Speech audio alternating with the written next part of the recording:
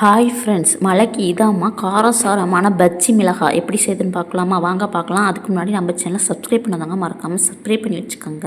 வாங்க வீடியோக்குள்ளே போகலாம். அதுக்கு ஒரு பவுல் எடுத்து வச்சுக்கிட்டு ஒரு கப்பு கடல மாவு சேர்த்துக்கலாம்.